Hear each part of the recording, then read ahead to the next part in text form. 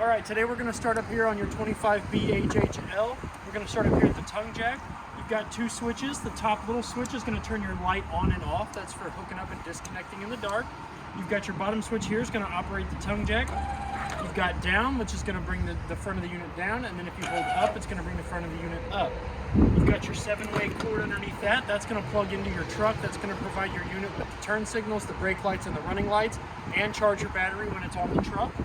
You've got your emergency breakaway cable here, which is gonna secure to the same spot that your tow chains will, and that's gonna disconnect. If this ever comes unhooked from your truck, this is gonna pull, disconnect, and then your brakes are gonna lock up, and that way this thing doesn't go rolling back down the road. Over here in the saddle, you've got two little tow chains that are going to connect to the truck to give you a secure connection. Underneath this propane cover here, you've got two 20-pound tanks that are full other than what we use to PDI the unit. To get to those tanks with the cover on, you can loosen up these two little guys here.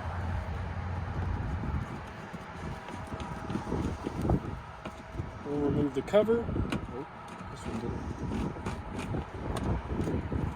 Look inside, you've got two 20-pound tanks.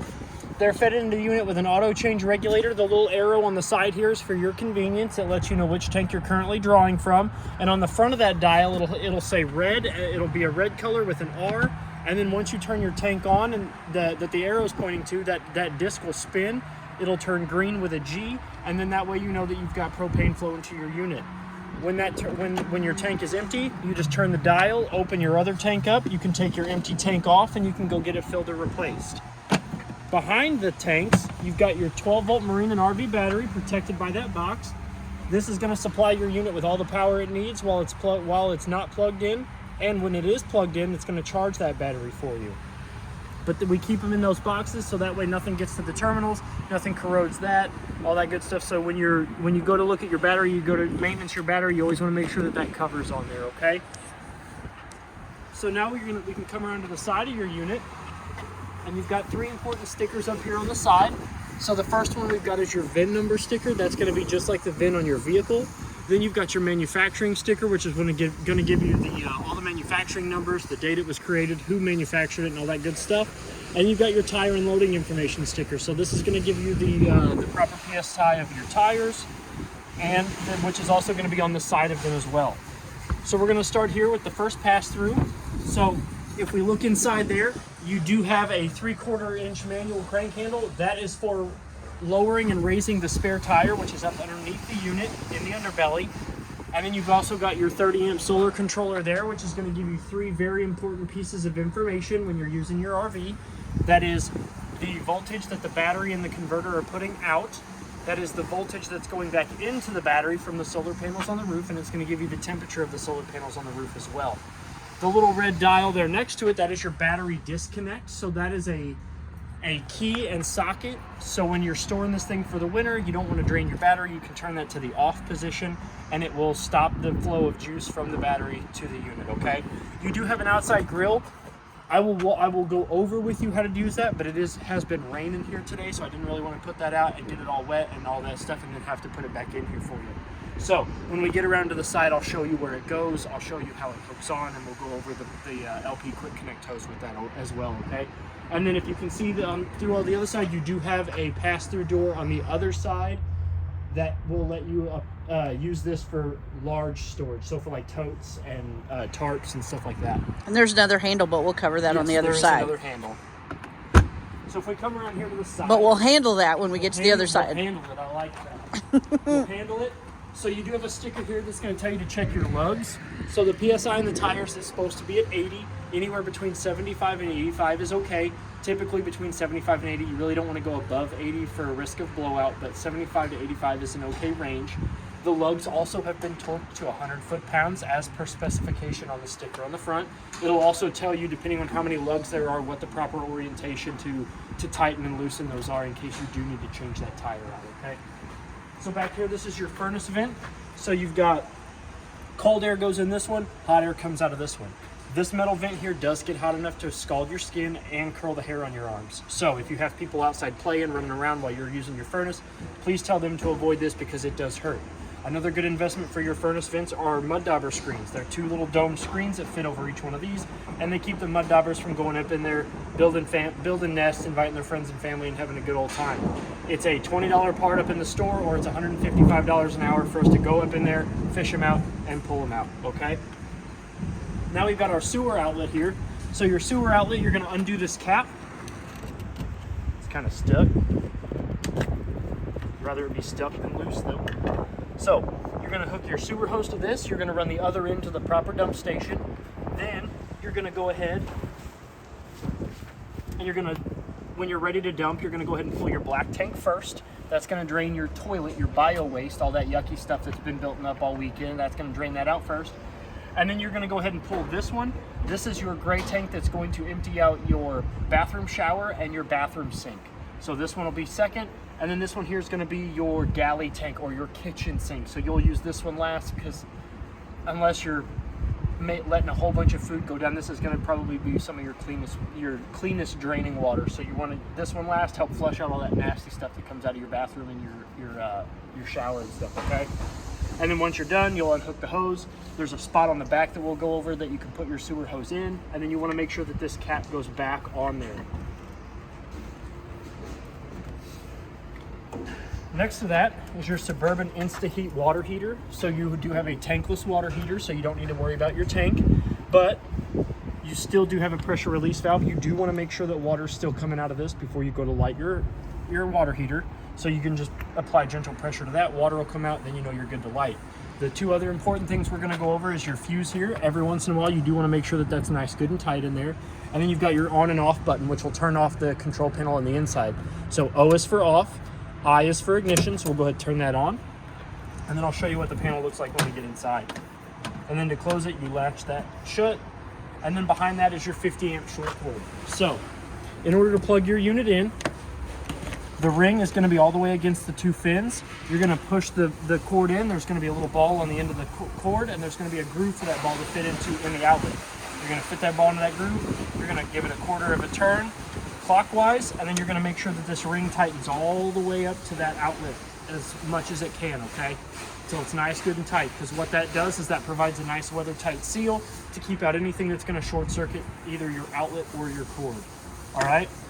When you do not have it plugged in, so to unplug it, you're going to rotate this counterclockwise.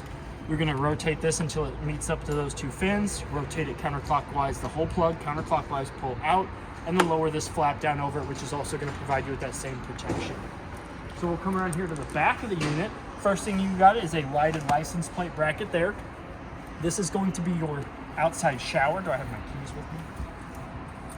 Those are my car keys. Those ain't going to get into it. These? Oh, I got them right here. Oh. So, this is going to be your 751 key on your keychain. It's going to be one of the only ones that doesn't have a plastic head on it. So once we open this up, you've got hot on the left and cold on the right, and it does come out on a line, so you can spray off after you've been at the beach, you're out playing in the mud, you can spray off. And if you turn your hot on and you don't want to turn that off so it can kick your hot water heater off, you press this button here, and that will stop the flow of water coming out of this, so that way you can leave your hot water on, hand it off to somebody else, they can shower off, and then you can coil it back up around the controls, and you can close this back up. And if you do want to, like, if you need to get your feet or whatever, you can put the shower head in this little bracket here, and it'll hold that for you, so that way you can go hands-free. And again, that's the 751 key on your keychain.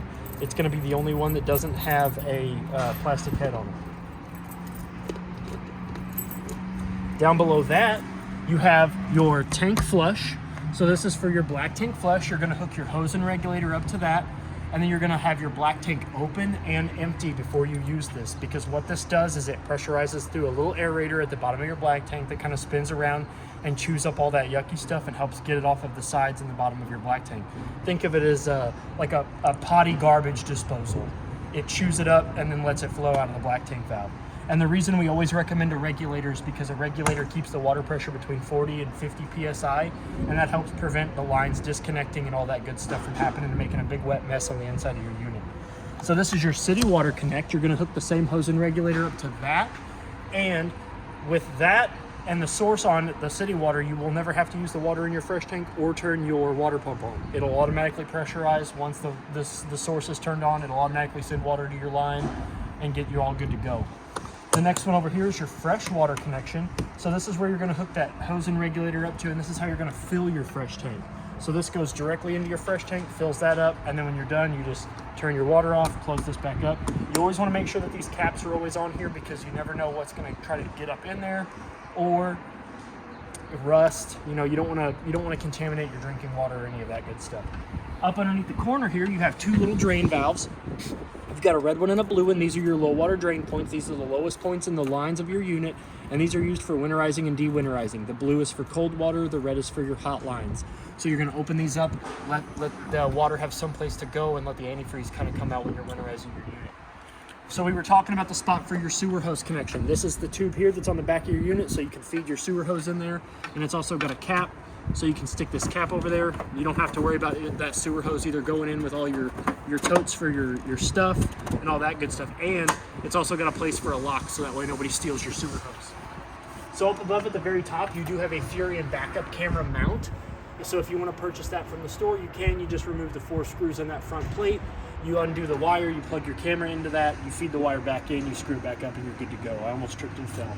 And then you'll have service there as long as the monitor's in your truck and it's running off of 12 volt. You do have a Clipper, a Lippert on-the-go ladder receiver. So they do make an extendable ladder that you can also purchase in the store that'll line up to those hooks. It'll give you roof access, and the reason why that's important is because the roof is the life expectancy of your unit. Okay, so you want to get up there and check your roof every 90 days. You want to get up there and check the 4 corners of the unit, make sure there's no cracks, gaps, bubbles, tears, anything like that, and not only the roof but also the lap sealer that goes around all of your vents, all of your antenna, all that good stuff.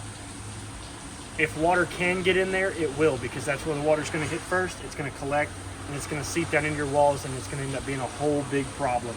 So it's really important that you make sure that your roof is always sealed. The better your roof is sealed, the longer your camper will last.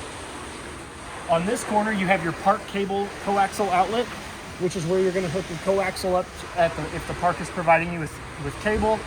And then you'll get all the cable services on the inside of your unit, and this bottom one here is for satellite. So if you have a satellite dish or the park is providing you with a satellite dish, you can hook your coaxial up to this, and you'll be able to get that satellite service on the inside of your unit. So now that we come around here to this side of the unit, you've got your switch here that's going to raise and lower the rear stabilizer jacks, and I call them stabilizer jacks because that's exactly what they are. They are not used for lifting and leveling the camper. They are just used to keep it from kind of teetering back and forth from side to side when you're walking around in it. Now, they also have a manual crank on the off-door side. There is a little copper post with a T-through. You do have a manual crank handle in this side compartment over here that you can use to raise and lower these manually if for whatever reason the motor decides to not want to work, okay? So you do have options. If you don't want, you can use the switch, and if the switch doesn't work, you can use the crank handle. So this is your back rear entry door. So if we lift up on the handle and we swing it out, this is how your handle should look in destination mode. So once that, so this door here opens up into a deadbolt door. Come on. This is embarrassing.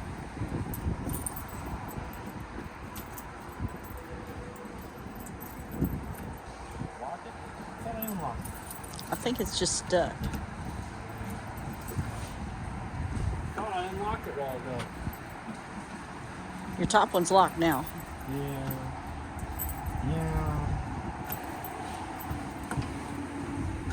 Oh, the deadbolt's locked. You need the unit keys for that, don't you? Yeah. I don't have a deadbolt key. But, so this door opens up into your bathroom, and I'll show you from the inside of the bathroom when we get in there, because my keys just didn't work. But you do have entry steps for that. So in order to bring those out, you're going to pull on this bar here, which is going to lower those two, the top and middle step. And then you're going to flip the bottom step down, and that's going to give you a nice secure landing for your steps to get in and out of the bathroom. So if you're hanging out outside, somebody's got to go to the bathroom, they don't have to go all the way through your unit. You can just unlock this door. There's ease of access to the restroom. Put your steps back in. You're going to raise the lower step up just like I did, and then you're going to grab the bottom of the middle step and you're going to rotate it up, and then it's going to slide in nicely just like that. So if we come down to the side of the unit, your tires on this side have also been checked. PSI sitting at anywhere between 75 and 80, and the lugs have been torqued to 100 foot-pounds. You do have an outside spray port on this side, which you do have a spray hose on the inside of your unit, so you can push back on this, insert the male end of that sprayer hose, let this become flush again with the end of the disconnect itself, and if your water pump is on or you're connected to city water, that will automatically pressurize and you'll be able to spray and clean yourself off just like that. Out here you have a GFCI protected 110 outlet, so you can plug in your outside TV, and to get your TV services you have a coaxial outlet out here, so that way you can plug your TV in and you can get whatever services you are being provided on the inside of your unit to the outside of your unit. If we look above that, you do have a stove vent, which is going to be on the back side of your stove vent and light. So you do want to make sure that when you're in travel that these are closed. And those close just by pressing them in like that. And when you're ready to use your vent or your light, you can open that back up, but it's really important that you have these closed for when in travel, because the only thing holding them on is two little plastic tabs right here, and if a strong wind rips that out, you've got a straight hole to the backside of the electronics above your stove, okay? So it's really important that that stays closed when you're in travel. Up above that, you do have your two JBL speakers, which are powered by the radio that's on the inside. So they'll play whatever the radio is playing on the inside, on the outside, or both at the same time. And then you've also got your rail here for your outside grill. So your outside grill will have two legs that come out. It'll have two hooks. You'll rock it up. The two top hooks will latch behind the rail, and then it'll have two supporting brackets that'll meet up underneath. So they'll sit just like they're grabbing it. And then your hose, your quick connect is down here. Right underneath where the steps are at. So you're going to you're going to pull out the silicone stopper. You're going to push back just like your outside sprayer port was. You're going to push back. You're going to insert the male end of your quick connect hose into that. You're going to let this come back. It's spring loaded, so it'll come back on its own once it meets the proper connection. You're going to give that hose just a gentle chug just to make sure it's secure. And then you're going to take this valve here and you're going to align it with it's going to go parallel with the disconnect itself. That's going to start allowing propane to flow through that line, okay? And then once you have your grill, once you have gas going to your grill, you're going to there's a big center knob, big silver knob on the front of your outside grill. You're going to push in. You're going to turn it to light. It's either going to say light or it's going to have a flame. I can't remember which one exactly it was, but you're going to push in, turn it to the light symbol. You're going to hold it there for 15 to 20 seconds and let that gas flow through the burner. Let that thermocouple, get used to that gas. And then you're going to turn it. You're going to hear a click, and that's that striker attempting to light. So after about 15 to 20, all the way up to 30 seconds of letting that gas flow through there, you should light, and then you'll be able to adjust the temperature of your outside grill accordingly, and then put on the cast iron griddle top, okay? Inside here, you do have a refrigerator that is 110 only, so this fridge will only work when it is plugged into the shore cord. But you do have a temperature control knob up there that starts it off. It goes to cool, cold, and coldest. This does lock with the same 751 key that gets you into your outside shower as well. Any of the locks on this unit that have this little pull tab here, those are going to be your 751 keys, okay? Just like this outside shower was. So we're going to come up here to the front of your unit. So you do have a leash, so if your spouse or your kids are being unruly, you can chain them up outside. Just kidding, that's for your dogs. You also have a hole here for a 3/4 inch manual crank handle to go in there, which is going to be that one crank handle on the opposite side of the side compartment. This is your farrier. This is how you're going to get that spare tire up and down. When you crank that manual crank handle, it's going to lower the center post. It's going to let that tire kind of come off of that. Okay, so if you ever have to use your spare tire and you don't put one back up underneath there, you do want to make sure that you crank that back up so that way you don't have that farrier just hitting the road as you're driving it down, okay? Then you've got your outside compartment, which on this side of your outside compartment, this is the crank handle for your stabilizer jacks. You do have a GFCI protected 110 outlet. You also have a 3-way switch for this light here. You've got motion sensor, always off, and then always on. So the sensor's up here at the top of the light, and what that does is after about a minute of this being closed and it doesn't detect any light or motion, that light goes off, and then once you open this up, it'll turn itself back on. And then this last switch here turns on the 2 strips of LEDs that run the 3 strips. So you've got 2 on each side, and then you've got 1 across here in the middle. A lot of people also like to use this to help them connect and disconnect in the dark. So not only do you have this, but you can also turn this on, and it's directly in the middle of your unit, so you know where you're going. So we'll go ahead and turn that back off. Lower this back down, and then last but not least, before we go inside, you do have your front stabilizer jack switch. So that'll be how you raise and lower the front stabilizer jacks. So I'm going to try to make this quick because it's starting to rain. But this is your entry door, and there's a very important step that you need to do before we go inside. So when you raise and lower your steps, you want to make sure that the door is all the way open first, because when you raise these steps up or lower them down, they do have 2 saddles here that rest against either side of the door frame. If you have your door open like this, those saddles can run the risk of scraping this and doing damage to the inside of your storm door, okay? So you want to make sure your door is all the way open, and this is what it should look like when you're in travel. With your handle in front of your door, not only does this get it out of the way, but it also helps keep your door from opening up as you're driving down the highway in case you forgot to shut it all the way. So when you get to your destination, you're going to lift up on the handle, swing it out, open your door all the way up, and it will stay open. Then you're going to grab the black handle, and you're going to pull on this tab here, which is going to release the lock. You're going to lower your steps down. And the last thing that we're going to do is we're going to make sure that this black plate here is flush with the silver threshold. What that does is it provides you with clearance to where the black plate doesn't scrape against the bottom of your doors and do damage to not only your steps, but your storm door and your regular door. If for whatever reason it's not flush with the silver threshold, you can come down here to the bottom, and there's 2 silver tabs here that let you articulate the 2 feet between 15 and 18 points of articulation, so that way you can adjust to whatever incline that your stairs need. So now that we're done on the outside, we can go ahead and come to the inside of your unit. First thing I'm going to point out is that almost all campers have a fire extinguisher right by the door, so in case of emergencies outside or inside, it's ease of access. Up above that, you do have a GFCI protected 110 outlet, okay? We're going to turn some lights on next, so we're going to start on this wall here and work our way around. So I'm going to go ahead and I'm going to hit this button here. That's going to be your interior living room lights and kitchen lights, okay?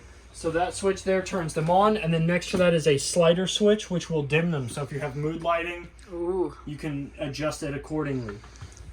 So this is your control panel. This is the brains of your unit. So we're going to start off, we've got your fresh tank button. So this is going to give you an accurate reading of the water in your fresh tank. It's empty, so it's going to read off of the first ones. Empty, 1/3, 2/3 full. Your battery is going to operate on the L, F, G, and C. And as long as the unit is plugged in with the shore cord, it's going to read full. Okay, so if you do want an accurate reading using this switch, you're going to have to unplug your unit. The next one here is your black tank. That's going to read your toilet tank. So that's going to read empty. You've got gray 1, which is going to be your galley. So your galley tank is your kitchen sink, okay? The next one is gray 2. That is your bathroom sink and your bathroom shower. And then the auxiliary tank is not used in this unit, so you don't have to worry about the auxiliary tank. The next set of switches down here is your water pump. So if we turn that on, this light's going to illuminate, and it's going to start priming your water pump, which means it's going to start siphoning water from your fresh tank to fill the lines to fill your faucets and stuff in your unit. The next button there is your tank heaters. So this unit is equipped with tank heaters. It's a heating pad that rests at the bottom of your holding tanks to keep them from freezing. It is not an alternative to a water heater. It will not get your water hot enough to shower with. It just keeps it above the freezing point, okay? So you don't want to use that. You don't want to try to, sneak the system and use that instead of your water heaters. This next one here is your awning light. So this turns on a strip of LEDs that run the length of your awning tube. They're blue whitish LED lights that run the length. And if you just heard the thunder and the rain and the wind and stuff, I'm not going to run your awning out because I don't want to do damage to it. But I am going to go over the importance of your awning and how important it is to maintenance that well, okay? So your awning is going to be one of the most expensive repairs on your unit. So if you bring it out for any reason, whether it be to keep the sun out of your eyes, to keep the rain off of you, whatever, Whenever you are done, you want to bring it in. You do not want to leave it out. A stiff wind can do damage to it. A loose tree branch can do damage to it. It's very, very important that you bring it in when you're not using it. Or when you're not going to be there to supervise it. Yes. So if you're going to go off and enjoy a day at the lake and you've got your awning out, bring your awning in. If you're going to go and do laundry at the campground, bring your awning in. You're going to step away from your camper for more than 5 minutes, I recommend bringing your awning in. To bring your awning in and out, you have a switch here. So out is going to send the tube outward, and in is going to bring it in. When you send it out, the tube will have a skirt. Once it gets all the way to where it should be, there'll be a skirt that flops down, and you want that skirt to be perpendicular to the tube where the top of the canvas comes out at. So you want your skirt to be straight up and down to the tube where the canvas is coming out at. That's going to provide your top canvas with the proper amount of slack to be able to resist a little bit of the weather, and it's going to allow that skirt to do the job 100% that it's designed to do, which is either keep more shade in or keep more water out, because it dribbles down that skirt. Now, your awning does have two lateral arms on either one of the big main arms. It's got 2 arms that help support the awning as it comes out. Those bottom arms are pivot arms. Now, you can manipulate those. You can tug on those to either create a steeper pitch in the front if you tug on the front side arm, or you can create a steeper pitch off the back by tugging on the back arm. But you can also tug on both of them and create a steeper pitch on the whole awning, and that the purpose of that is to either allow less sun to come in, or the rain to roll off the front or the back, or as a whole.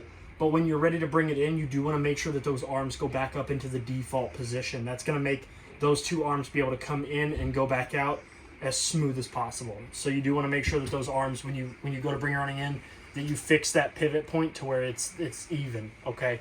And it's back up in the default position. The next button we're going to go over is your slide out button here. That's going to bring in your dinette / bed seating and your couch / other bed seating. Speaking of that, before I forget, with your table folding down into a bed, that's how you want your bed when you are in travel position. That's going to do the least amount of damage if anything was to rock, fall, or do anything like that when you're traveling down the road. You do want to have that in the bed position when you are traveling, okay? So now that we're done with that, we can move over to your JBL Bluetooth stereo. So to turn it on, you're going to hit the power button. It's going to illuminate. Now, it is only Bluetooth. You do not get AM, FM. There is no CD player. It is strictly just a built-in Bluetooth speaker. You can connect your phone to it. You can use the white speakers are your inside speakers, and the 2 black speakers on the outside. Those are how you're going to get sound on the outside. Your volume knob here in the center. You can spin that, play, pause. This button here adjusts the brightness. This one adjusts the volume. So if you need to hurry up and mute it, you can do that. And then, like I said, this is your volume here, your volume control, and then play and pause. You hit that again, the symbol will turn red, the lights will go off, then you're off.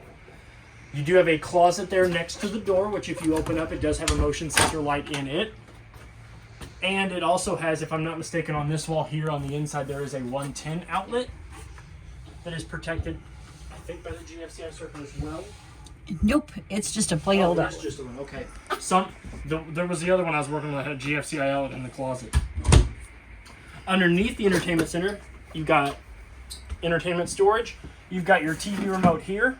It is a Google Smart TV, so you do have access to your Google Assistant on there if you want. It's also got YouTube, Netflix, Disney, Amazon, all that good stuff. Then you've got your fireplace remote, which has the same 5 buttons that your fireplace has on the console itself. So if we turn that on, sometimes I'm too tall for it to work. There it goes. So the buttons are your thermostat, which is going to let you navigate through the temperatures. So you've got low, high, and off, which is going to be no heat. And then if you actually hit the thermostat button on here, you can actually cycle through different temperature settings, not just high, low, and off. You've got a timer button, which will allow this to navigate through a timer setting, which it'll go off and then come back on in certain intervals, starting at 30 minutes, and then it goes all the way up from 1 hour to 7 hours. This is your dimming button here, so this will dim the... Oh, nope, that changes. So this changes the RGB lighting behind your fireplace, so that way you can get different looks. And then this one here changes the flame settings. And that one cycles through, goes through all the colors. It's pretty neat. So you got mood lighting there. You can turn it off.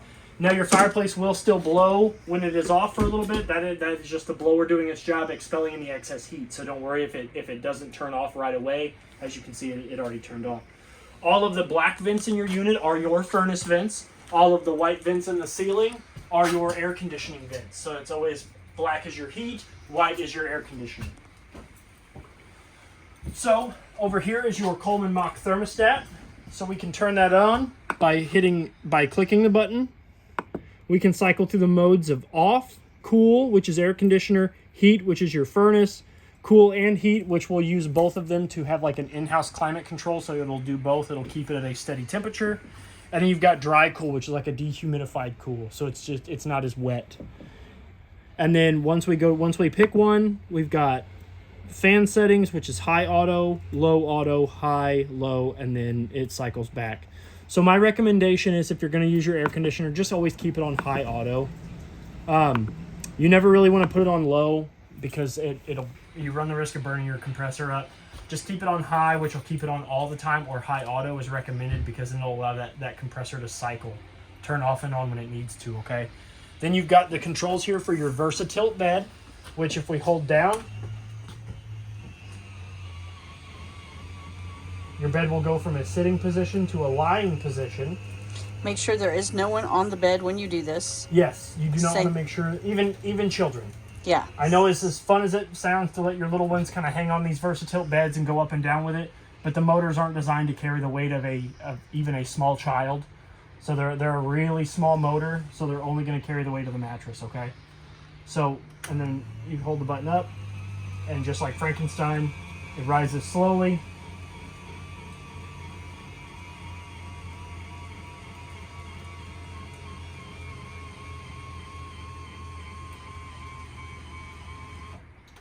And then down below that is the light to turn on your two ceiling lights in your master bedroom. So if we come in your master bedroom, you've got two windows on that side of the unit. You've got your fire escape window. So to open up your fire escape window, you will lift up that red handle out of the saddle. You'll push it outward, and you can actually push that whole thing outward to open up your fire escape window, and then you can remove the screen with that little tab there on the bottom left corner. And then preferably go out. Feet first. Okay, you never want to go out head first. Over here, your window opens up by pushing these two center tabs in the middle and lifting up. Okay. This one has a pull down shade.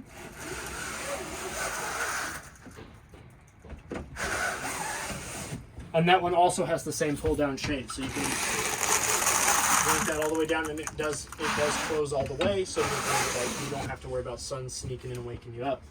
So over here in both of them, I think are mirrored. So if we open that one up, you should have a hanging rod across the top to hang up your clothes.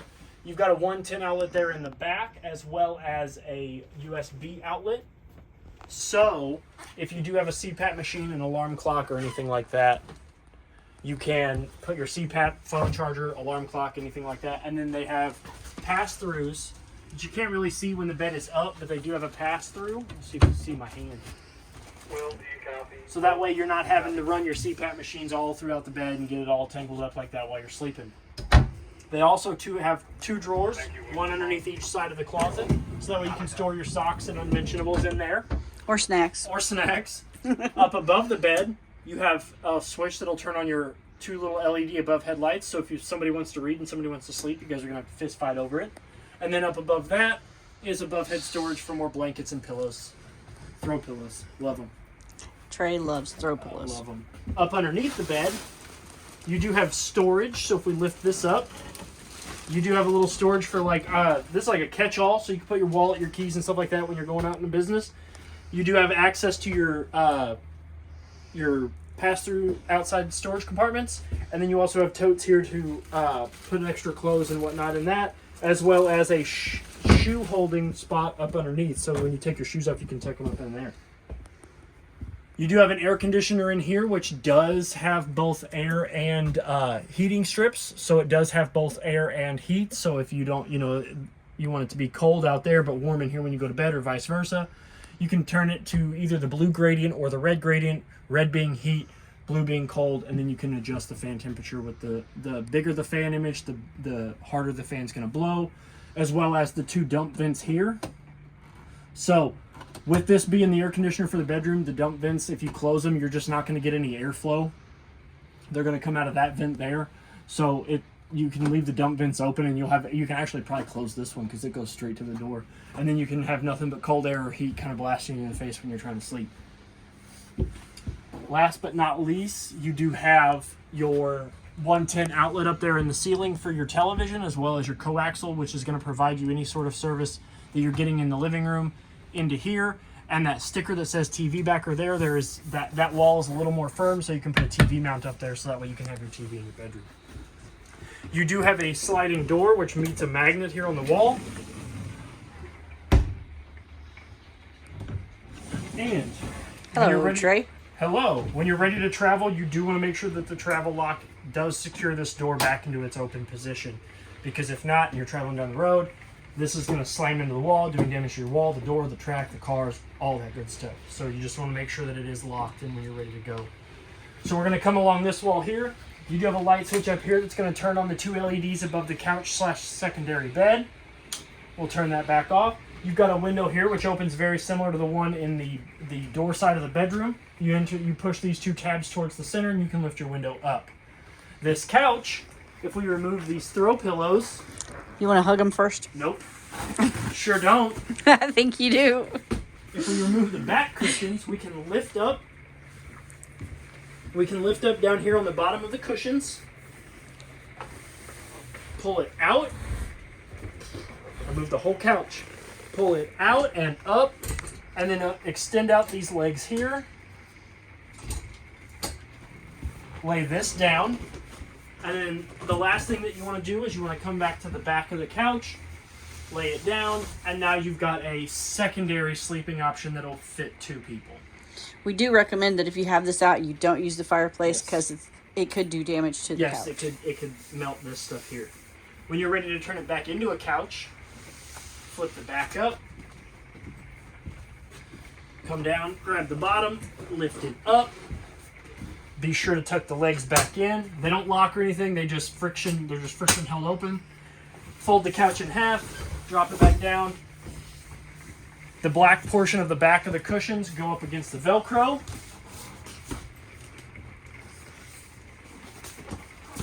And then you can put your throw pillows back on. Hug them first. No. Well, she bought more. We went to Hobby Lobby and she bought more. So, next we're going to get to your dinette. So you've got your cushions here, which this is 1 couch cushion. These are the corner pieces, but when they're in bed position, you can kind of stick them up here and put your pillows there, so that way you don't roll off in the middle of the night. Kind of makes it look neat. Yeah, really, you can kind of put them wherever you want them. There wasn't really like a guide to it. It was just kind of like It's a build your own. Yeah, it's like Legos. Let the grandkids play fort with them, whatever. Tuck these in.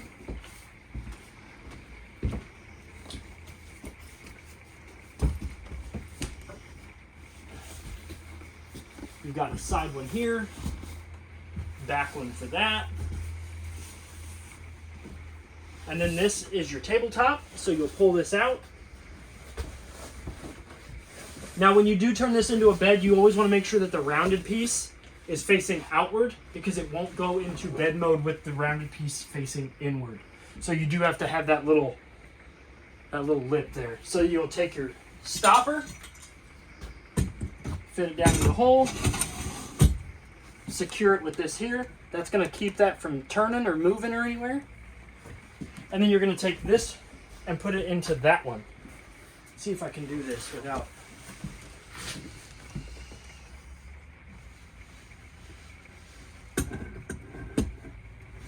Look at you. You're so good. And then you'll come down to the bottom, you'll take this lever here, and what that does is it applies friction. It closes this and provides this from going anywhere, okay? We're back to a dinette. Back to your dinette. You also have storage underneath your dinettes on both sides. here and over here as well. And then we've got a light over here. Yep, that's the one that turns on the ones above your head. And then you've got the light over here above the dinette, which is it kind of looks like a screw hole, but click it on so you can eat. And then back behind it, you have a little nightstand for the top bunk / storage for totes. So you can keep your towels, your clothes, or whatever, the kids' clothes in here if they're going to be hanging out back there. Toys. Your furnace vents down here, that's where a majority of your heat's going to come out at. You also have a furnace vent there. That's like the exhaust, but a lot of some heat does come out of that, but this is where the heat's going to come out of. This is the backside of your furnace so it can get air. You've got a 110 outlet there. Each bunk has a small window with the same style pull-down shade.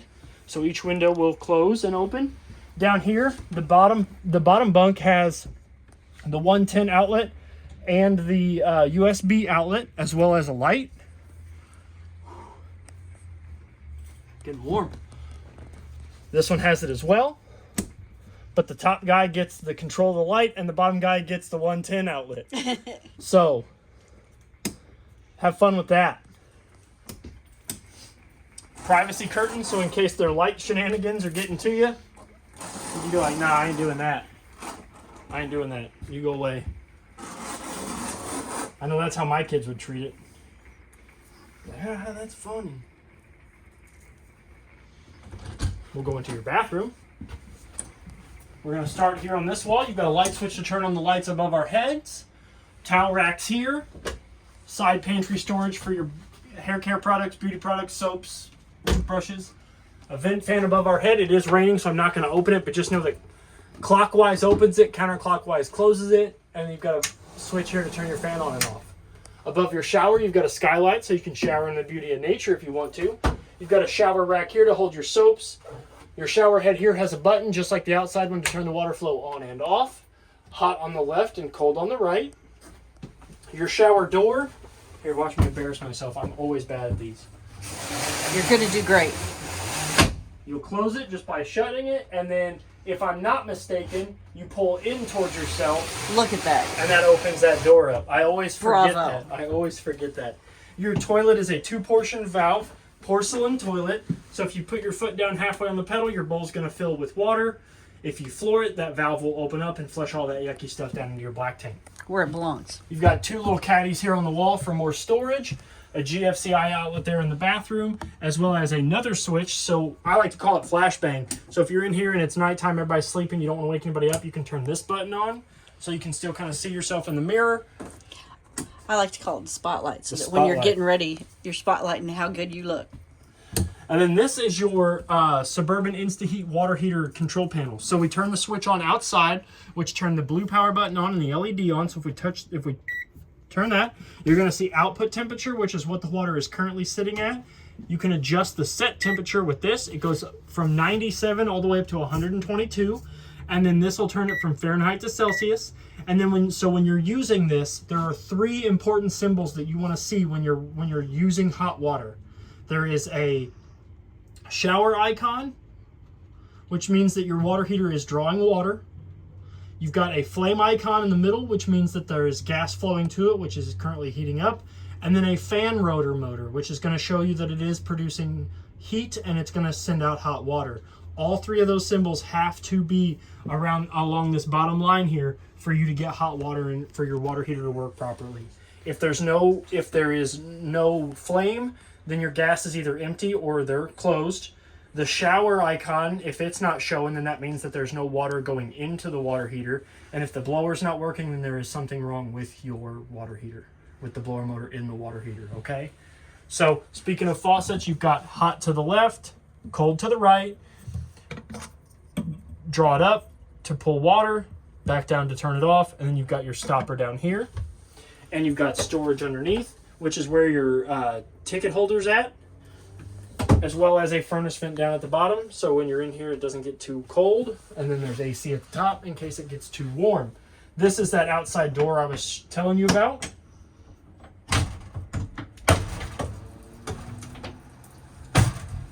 See? Straight to the outside.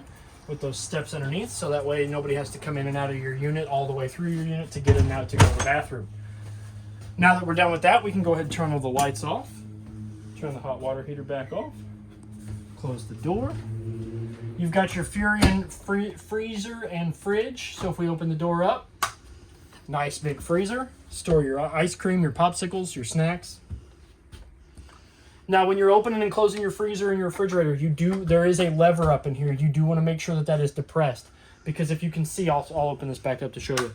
The only thing keeping these securely locked is a little flimsy piece of plastic. So when you're opening and closing your refrigerator and freezer, you do want to make sure that you use those levers and you just don't go wrenching on your doors, because if these break, your fridge and freezer will not close properly. Now that we have your fridge open, you do have a setting up here. The smaller the dot, the higher the temperature. So the bigger the dot, the lower the temperature. So the biggest dot on there is going to be the coldest your refrigerator can get, okay? Down below that is your fuse panel / breaker box. So your breakers are here. This is going to be the most important one you're going to be using, which is your GFCI. So if it ever trips, this will go to the bypass mode. You'll flip it all the way down, flip it all the way up, and you've got a little gray reset button there. Your fuse panel, on the other hand, is an auto-detect fuse panel. So if any of these blow, you do have a red LED that will illuminate next to them to show you exactly which one it is blown. And then you can close it up here, and you can actually see that LED light through this little translucent panel here. You do have an LP and carbon monoxide detector there. That solid green light means everything's good. I always recommend people, they say do it every 90 days. I say do it every time you're going to use your camper. Anytime you're going in and out of your camper, just hit that button, test that, the smoke detector on the ceiling, and check your fire extinguisher. You never know when you're going to need it. It's there for an emergency. It could save your life. Up above by our heads here, you've got your Furion glass spin top microwave. Same features and functions as your in-home microwaves. Below that, you've got your fan button, your light button. And like I said, if you're ever going to use this, you do want to make sure that that vent out there is open, or else you're not going to be sucking those fumes out anywhere. It's just going to build up in there. Your stove has this glass protective top. In order to use it, you do need to lift it up. The glass does get hot, but it will shatter if it gets too hot, so you cannot cook on that. To turn it on, you're going to flip that button to the top. Your burners are all going to light up. You're going to push in, turn, and then you're going to crank the knobs. After a little bit of time,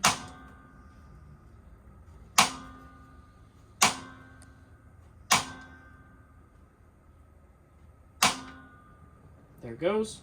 It's going to light up. Come on now. There we go. After about 3 to 5 seconds of being depressed, you can let go and adjust your temperature accordingly. Same goes for these 3 knobs. These other 2 knobs here, these are going to be your other 2 burners. To use your oven, flip the knob down. They're going to illuminate again. Your oven light's going to come on. First step, always open your oven up to let any sort of excess gas come out. You're going to turn this knob to light, and then you're going to turn this knob here.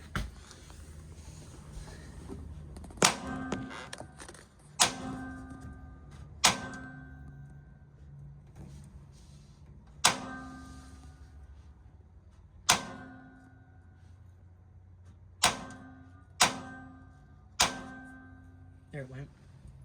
Oh no, it didn't, did it? It acted like it did. There it goes. There it is. So now this one you do have to hold for a little bit because it's a much bigger flame. So you hold this for about 25 to 30 seconds.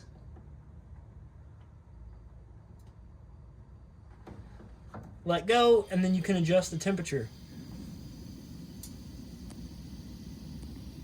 Once that happens, your oven will cycle. It'll get up to the temperature that you have it set at, and then that will die down a little bit, and it'll keep it at that temperature. When it's off, I always recommend as well, when you're done using it, if you've left the oven let on for a little bit, open it up like that, let some of that excess heat and fumes come out before you close it down all the way. Turn that back off. Underneath here, surprise cabinet for all your pots and pans. Ample counter space. Really like that. It is nice. Got a big old window here that's got, it opens in the middle. You pull out on this. You can slide your window that way as well as the screen. And it's got 2 shades that meet in the middle.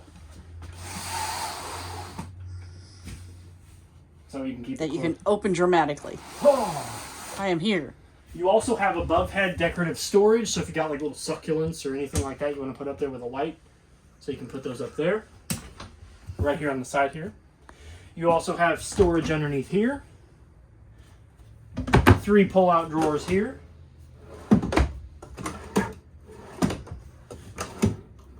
As well as under sink storage.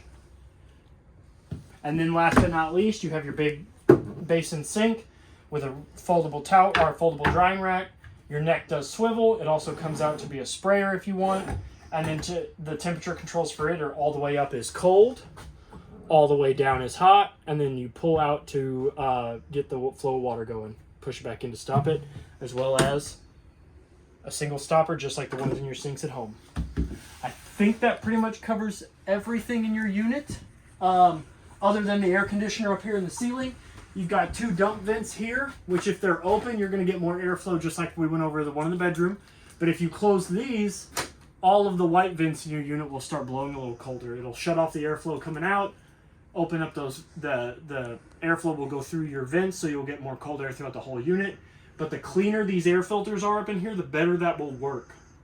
And in order to get to those, apply some gentle pressure to each one of these vents here, pull this down, pull your filter out. You can run that under some water, shake it off, dry it off, put it back up there, apply more pressure to the vent, get the little tabs to stay in, and you're good to go. There's 1 in each there's 2 in this one, and there's 2 in the other one in the master bedroom as well. But like I said, the cleaner those are, the better your air conditioner will work. I think that covers everything. If you do have any questions or concerns, please feel free to reach out to me here. My name is Trey here at Parkland RV. Thank you, happy camping, and good luck.